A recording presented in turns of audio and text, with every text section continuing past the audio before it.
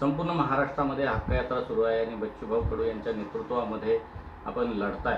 काय सांगाल? रायगड जिल्ह्यात देखील त्यांचं आगमन होणार आहे, कशी तयारी आहे आपली? बघा, सरकारचं डोकं ठिकाणावर आणण्यासाठी बच्चूभाऊ महाराष्ट्रात प्रत्येक जिल्ह्यामध्ये हक्क यात्रा करत आहेत. आपल्याकडे रायगडला 9 तारखेला 11 वाजता बच्चूभाऊ हक्क यात्रा आपली होणार आहे.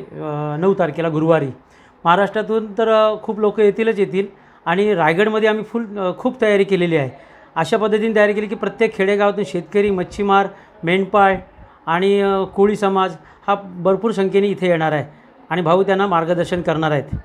काय नेमक्या आपल्या मागण्या असणार आहेत? मागण्या शेतकऱ्यांची जे कर्जमाफी आहे ती करत नाहीत. बच्चूभाऊंनी मोजरीला जे 9 दिवसाचं आंदोलन केलं होतं तेव्हा शासनाने त्यांना आश्वासन दिलं होतं की आम्ही आता कर्जमाफी करू, ती केली नाही. दिव्यांगांचे पैसे वाढवून दिले नाही आहे.